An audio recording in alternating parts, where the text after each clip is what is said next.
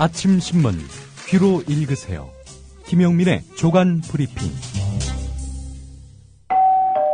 다음은 무엇일까요? 겨울밤 야식으로 숙취와 감기 예방에 좋은 과일입니다. 겉은 쫄깃하고 속은 부드럽고. 정답! 반건씨? 네, 맞습니다. 국민TV조합원 청도님이 직접 수확한 진시황 반건씨. 연말연시 명절에 선물 고민하지 마세요. 최고의 선물 반건씨로 끝내세요. 010-2128-2644 010-2128-2644 다음 검색창에 진시황 반건씨를 검색하세요. 나라가 있건 있든 맛있는 반건씨라니.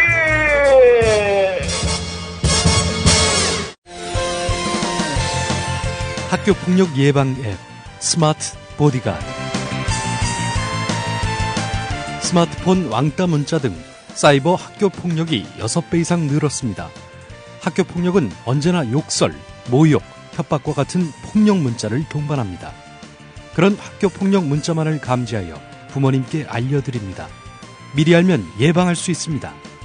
구글 플레이에서 학교폭력 예방 전문 어플 스마트 보디가드를 설치하세요. 지금 설치하고 먼저 무료 이용해보세요. 아, 이번 명절 선물은 뭘로 하지? 고민하지 마. 이치맘이 있잖아. 이치맘? 엄마 마음이 이치맘으로 새로워졌대. 맛있고 몸에 좋은 건어물 세트, 예쁜 도자기 식기 세트, 정성 가득 핸드메이드 세트까지 선물하기 딱 좋아. 오, 대박 대박. 개념 엄마들의 라이프 쇼핑몰 이치맘. 명절 선물은 조기 품절 낼 수 있으니 서두르세요. 검색창에 이치맘. 지금 바로 이치맘을 검색하세요.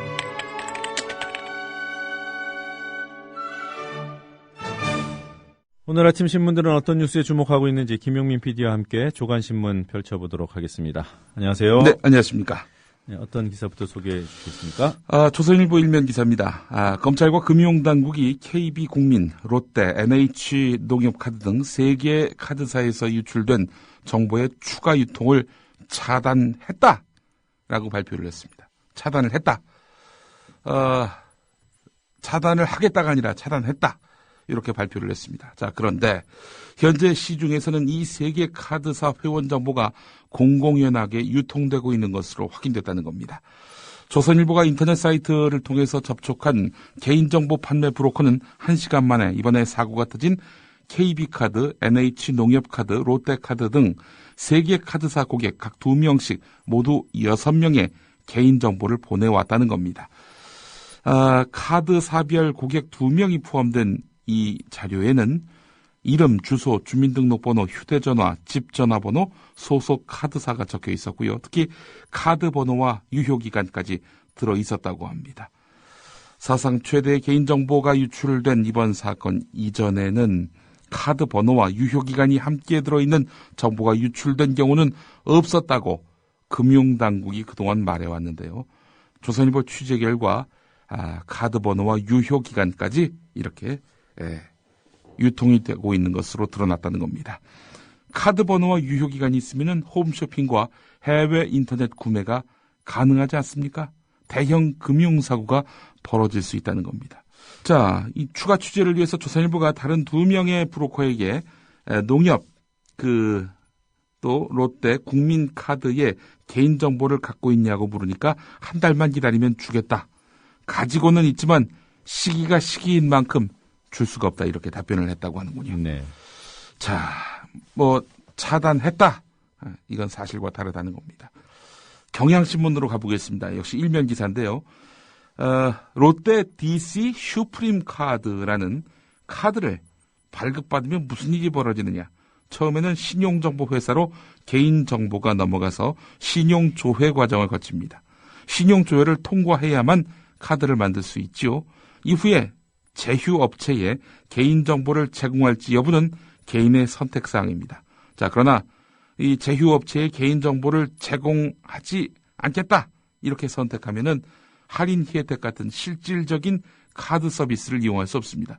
따라서 제휴업체에 개인정보를 제공할지 이에 대해서 물을 때 대부분이 제공하겠다 이렇게 또 표시를 한단 말이죠.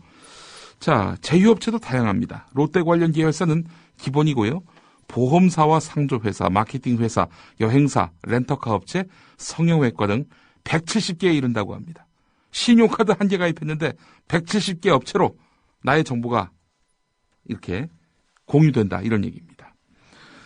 보험사는 전체의 절반 이상과 제휴하고 있다고 하는데요. 모든 개인정보를 공유하는 것은 아니지만 기본적인 정보는 전부 노출된다고 봐야 한다는 겁니다. 머리숱이 적은 사람에게는 추천 발모제 이메일이 날라오고 또 돈이 궁한 상황에서 40대 직장인에게 필요한 대출 마케팅 전화가 오는 것은 대부분 이렇게 개인정보 공개 동의를 했기 때문입니다. 자, 문제는 금융사는 당국이 관리한다고 쳐도 제휴업체로 넘어간 정보가 어떻게 관리되는지 아무도 알 수 없다는 점입니다. 개인정보가 제3자에게 공유되는 횟수가 증가하면 증가할수록 개인은 자기 정보 결정권에서 점점 멀어집니다. 카드사는 규정상 제휴업체가 다른 곳에 정보를 넘기지 못한다고 하지만 그럴 개연성은 충분하다는 겁니다. 카드가 아니더라도 각종 사이트 가입, 이벤트 응모 때 적어내는 개인정보가 수집된 이런 다음에 유통 폐기되는 과정은 아무도 아는 사람들이 없습니다. 우스갯소리로 이런 말도 있다고 하네요. 한국인의 개인정보는 중국 해커가 관리하고 있다. 중국의 양쯔강 사는 노인들도 하나쯤은 갖고 있다. 이렇게 말이죠. 네. 자, 이런 상황임에도 불구하고 현우석 부총리 겸 기획재정부 장관의 인식은 그야말로 국민을 경악하게 합니다. 신용카드사의 대규모 개인정보 유출 사건과 관련해서 국민에게 책임을 전가했지요. 이런 말이었습니다. 어리석은 사람은 무슨 일이 터지면 책임을 따진다 이렇게 말이죠. 예. 금융당국 책임자의 사퇴를 요구한 금융소비자 등을 어리석은 사람으로 이렇게 규정을 했습니다. 자, 이와 관련해서 현우석 부총리가 해명을 한다고 또 입을 열었는데 이것도 논란이 되고 있습니다. 어제 제가 소비자 정보 제공에 대해 말한 내용이 일부 언론에 보도됐는데 일부 언론이 다 보도됐지.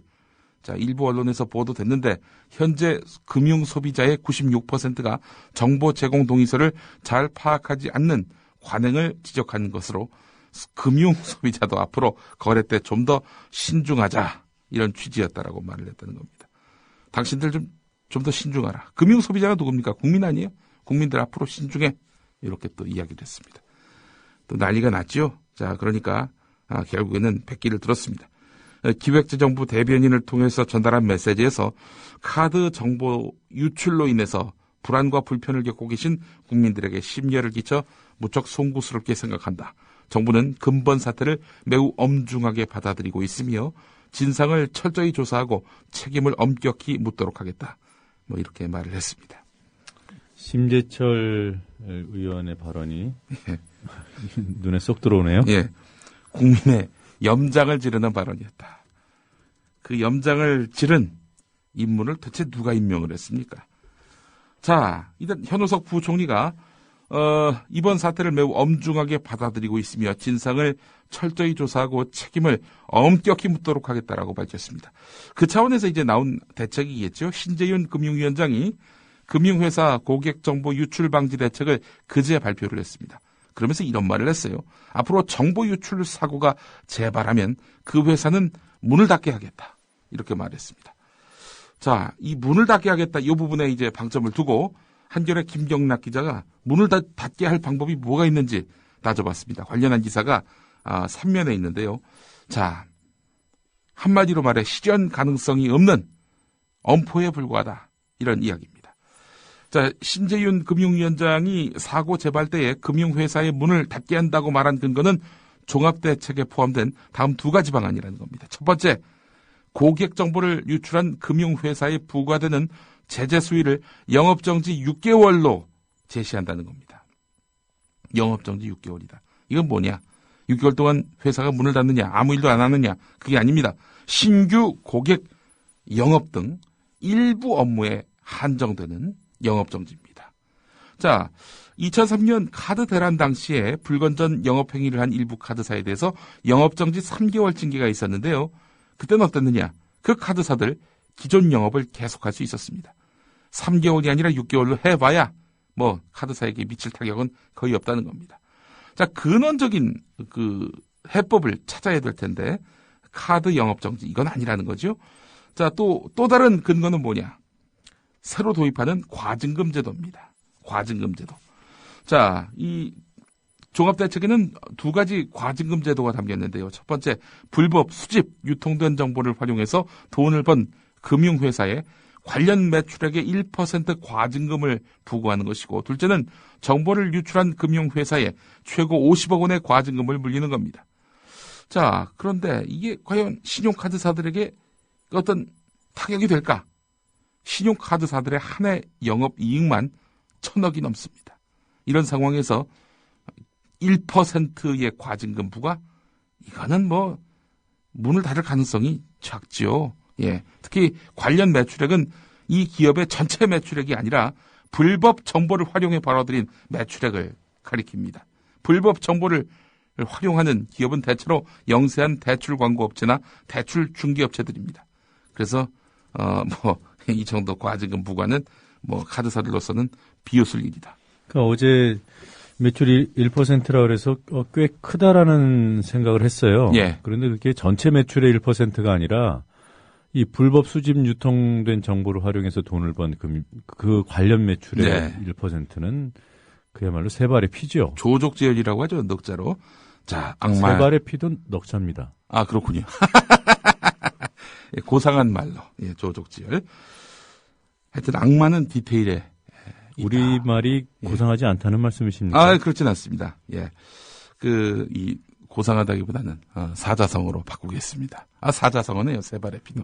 예. 아니 뭐 이건 자, 그렇다면은 근원적인 대안이 무엇이냐? 실질적으로 카드사에게 타격을 입힐 만한 그런 대안이 무엇이냐? 그렇지 않아도 야권이나 시민단체에서 집단 소송제 이게 답이다. 예. 이 고객들이 집단 소송제 이용하면은 이거 장사 없어요.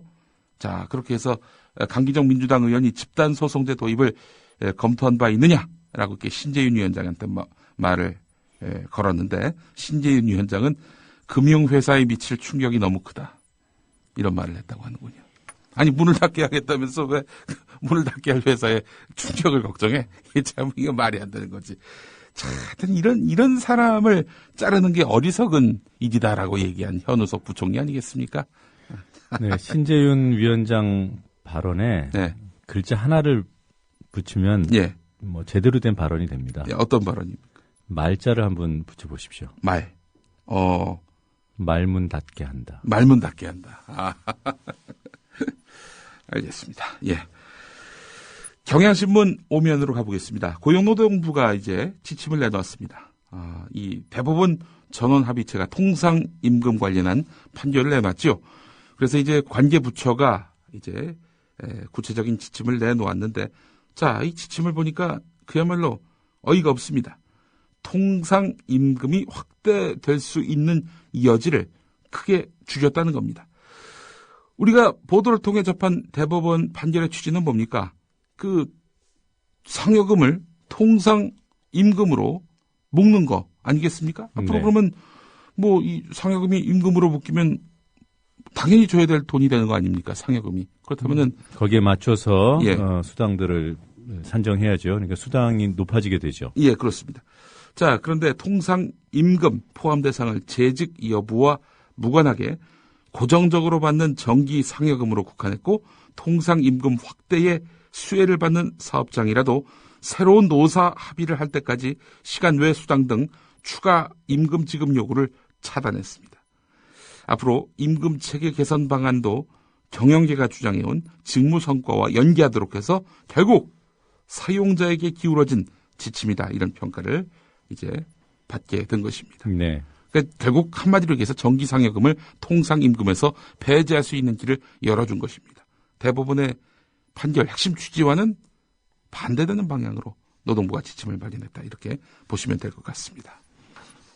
이래놓고 법을 지키라고 하니까 말문이 막히는 거 아니겠습니까? 예. 참.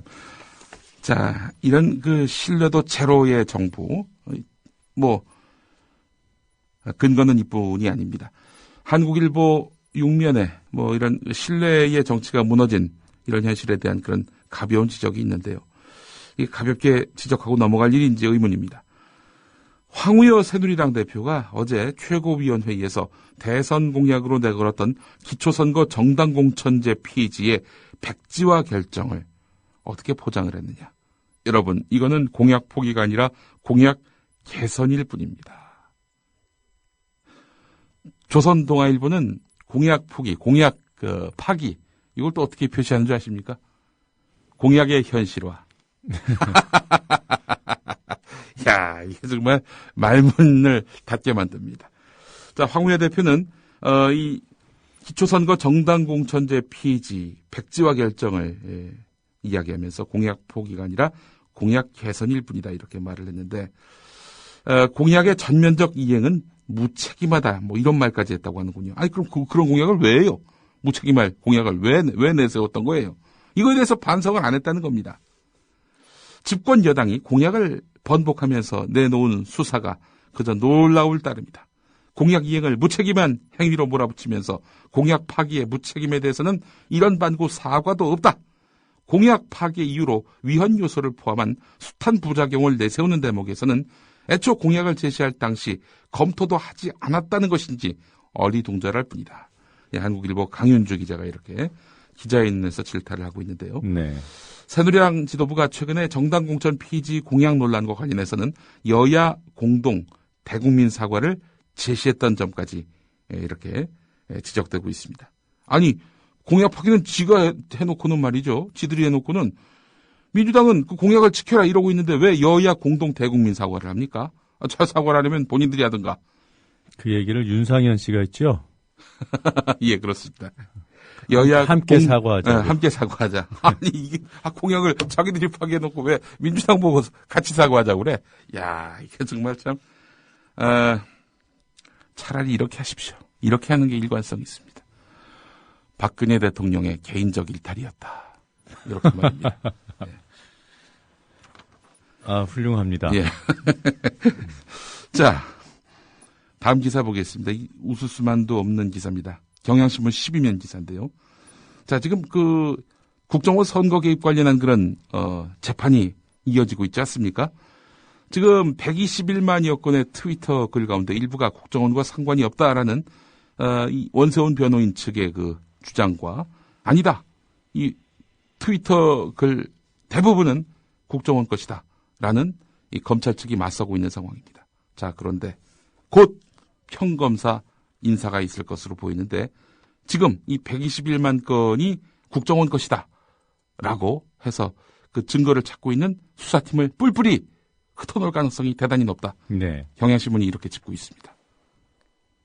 변호인 측으로부터 반격을 받지 않을 만큼 트위터 계정과 글을 깨끗이 정리하는 것은 앞으로의 공판에서 무엇보다도 중요한 작업입니다.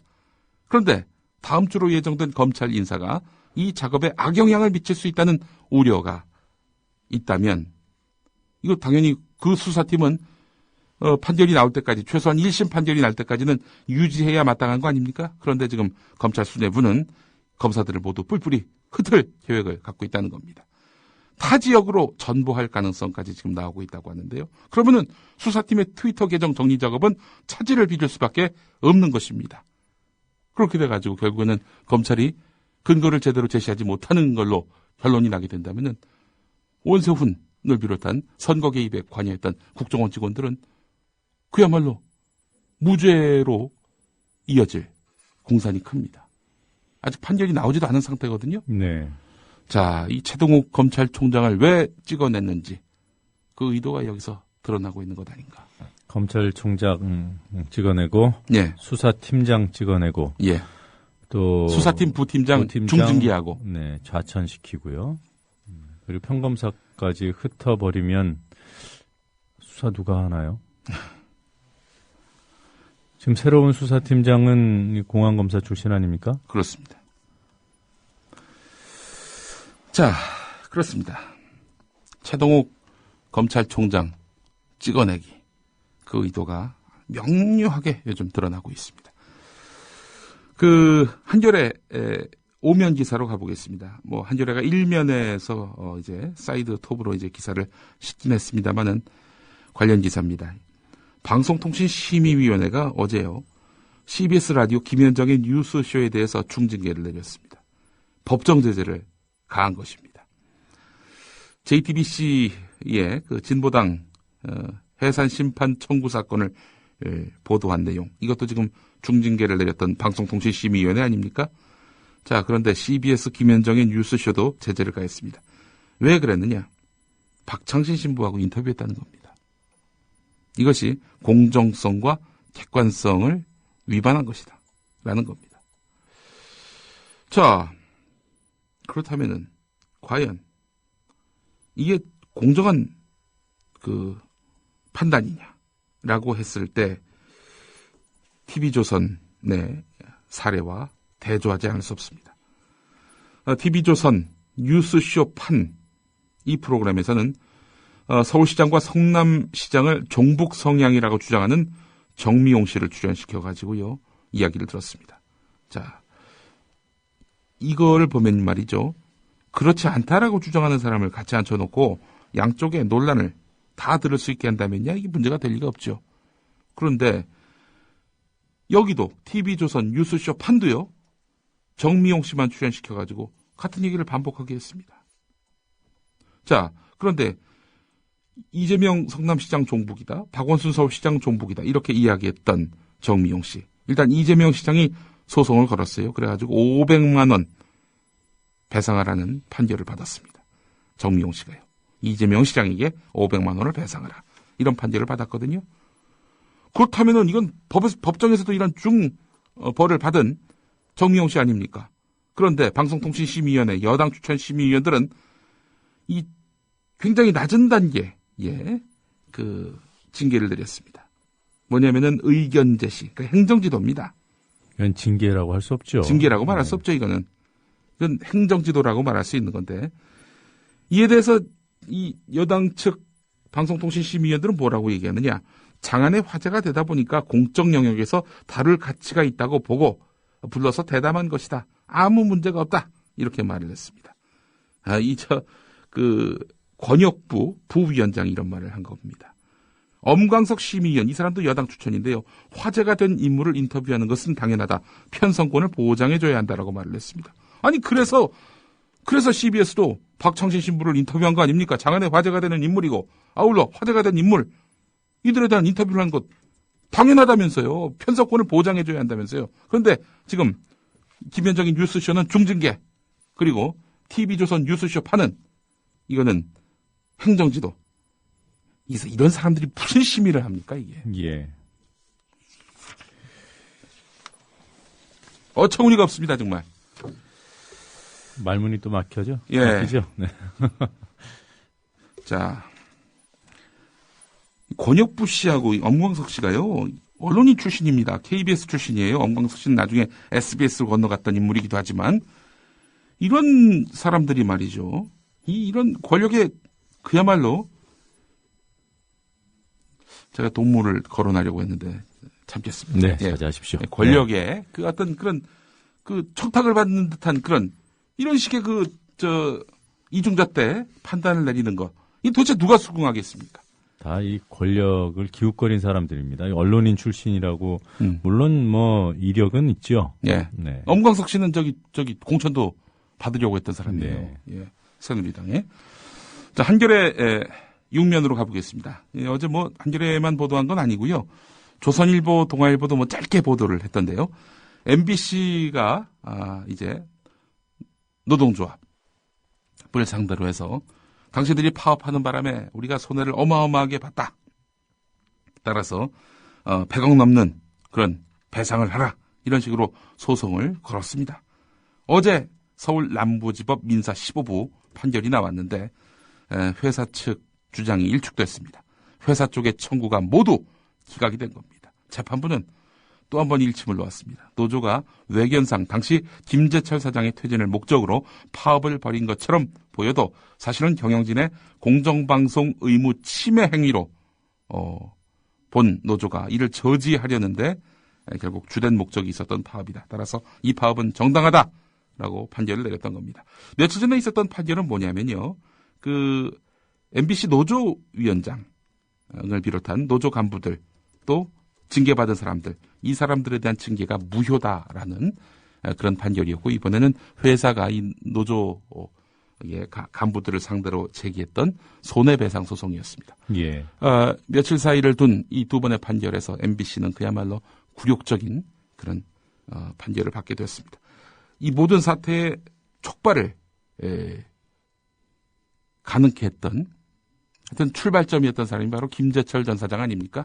이 사람은 사천의 발전을 위해서 사천시장으로 나가겠다. 또 이렇게 밝히기도 했습니다. 어떻게 이 시점에 그런 얘기를 합니까? 그분이 사천시장 되면 사천 시민들 병원 잡아주는 일은 도맡아 할 것 같아요. 예, 서울의 그 병원, 서울병원 잡는 일은 아주 엄청난 수완을 보였다고 자평하고 있는 김재철 전 사장 아니겠습니까? 누가 경찰서에 들어갔다 병원이 필요할 때도 제 전화 다 옵니다. 고향에서. 저는 그거 피곤하다고 생각하지 않거든요. 병원 급하다면 그분들 병원 못 잡습니다.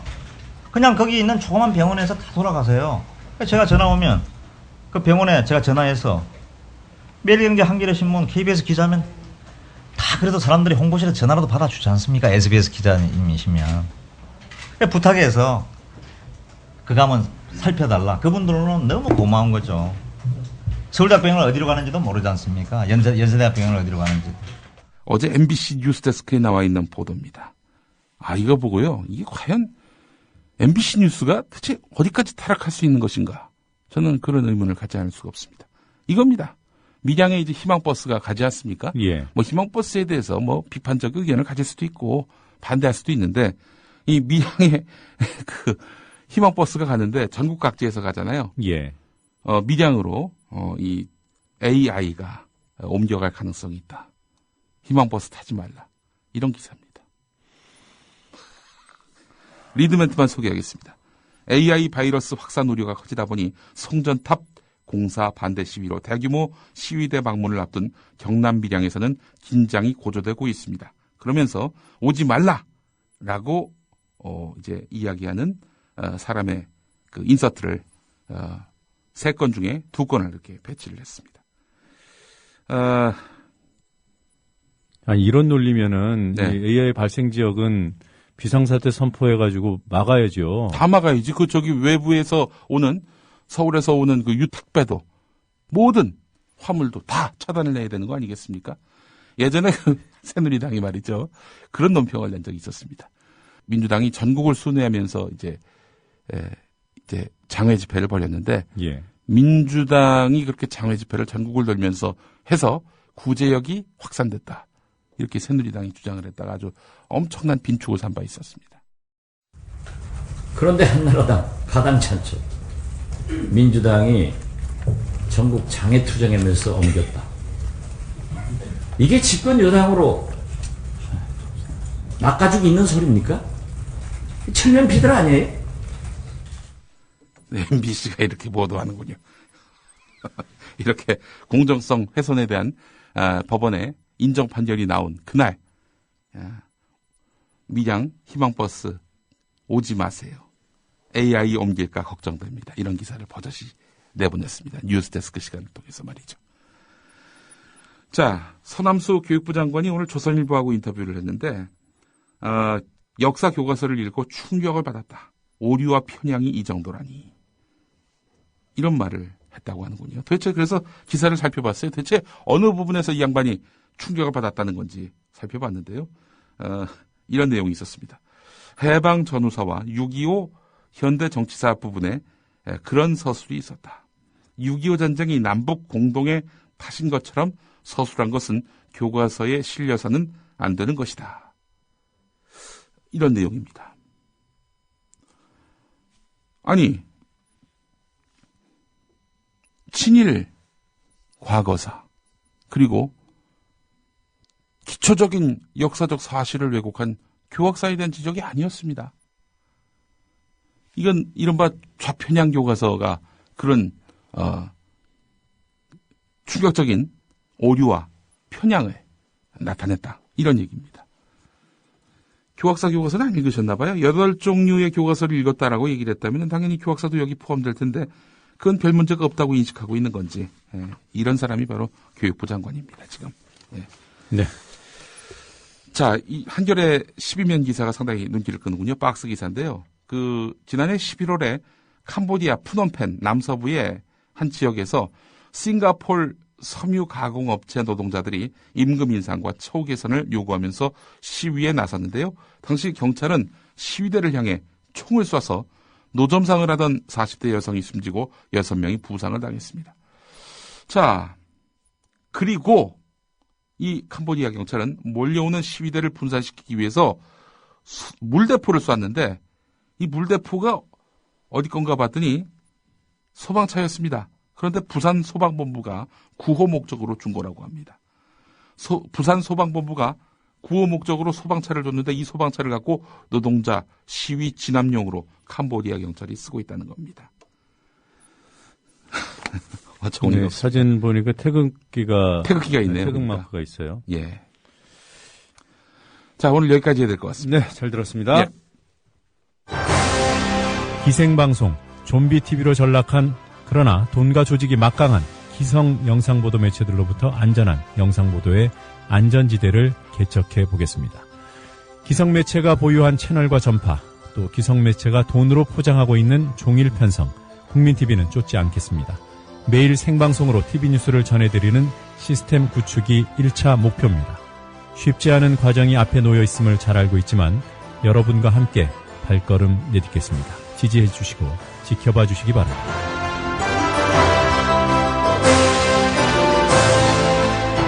국민TV 단장 노종면, 그가 이끄는 방송뉴스 개혁.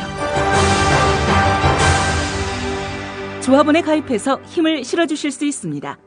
미디어 협동조합 국민TV 홈페이지 국민.tv에 접속하시거나 서울전화 3144-0933, 3144-7737로 문의하세요.